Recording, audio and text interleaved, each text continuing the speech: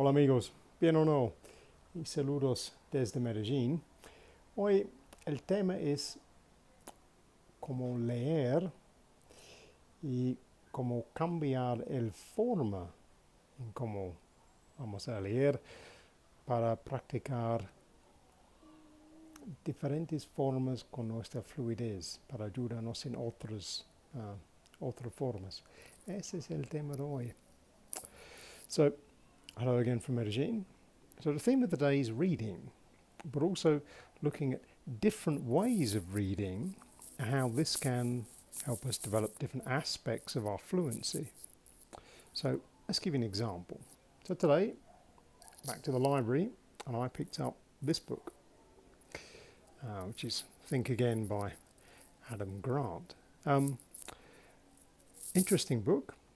Notice it's in Spanish.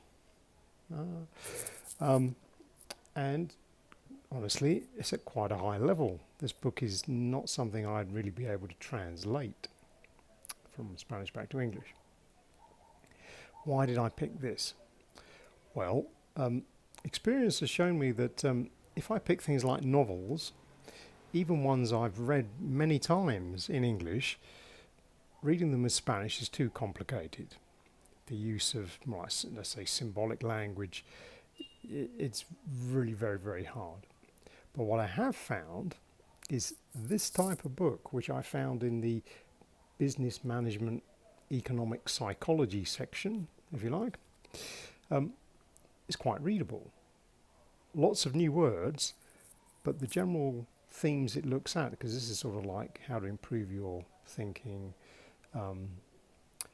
and particularly ways of solving problems. So it's kind of aimed at, not at like psychology students, but it's aimed more at sort of management type students, in the sense of looking at how you can solve practical problems. So it's written in a fairly accessible style, and the type of language is quite practical.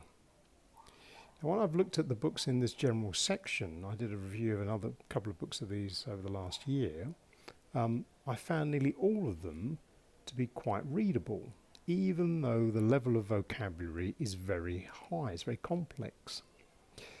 So I'd highly recommend, if you haven't tried that already, go and have a look at the business management type section. You'll be surprised at the kind of books that are in there.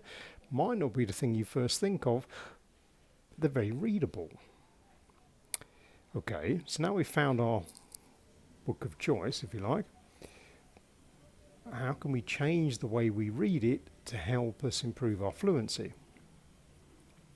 Well, a couple of ways to read it. My first read of this today, I just read the first sort of chapter. I just read this thing, just read to myself, so I'm reading it silently. I'm just skimming through it to get an idea of what is it about. What's it about? How much of this can I understand? Do I have a good sense of the general story in the first chapter?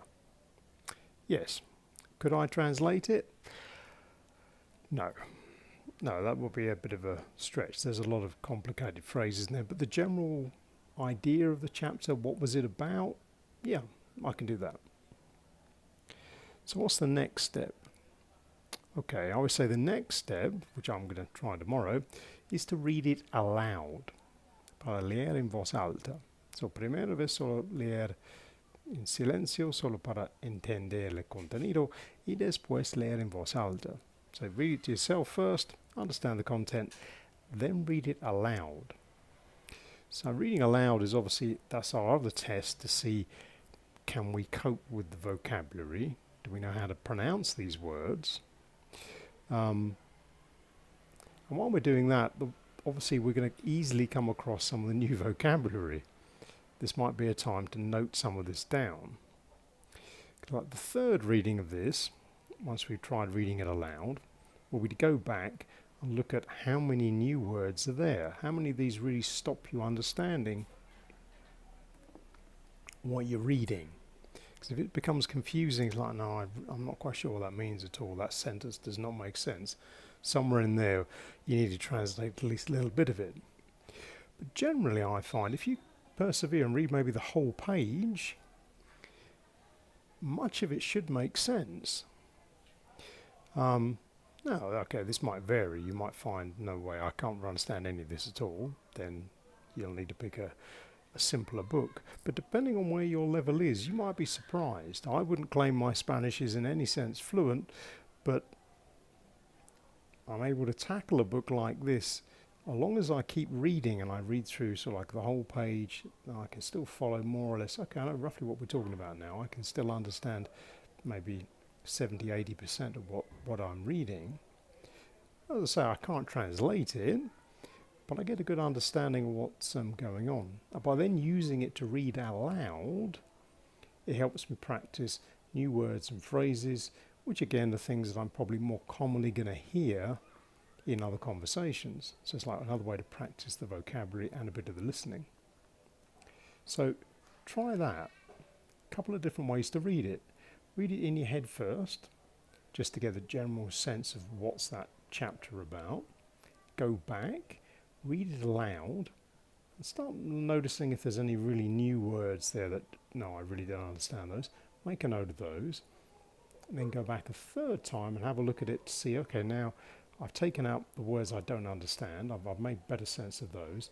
Now does it make more sense to me? So you can use the third reading as like a final vocabulary capture, if you like. So if the book really is beyond you, then okay, try and pick one that looks a little bit easier. I would normally recommend, see if you can understand the abstract on the back of the book, or those kind of author's notes about what the book's about. If you can generally understand roughly the topic, give it a try. So that's what I recommend for the day.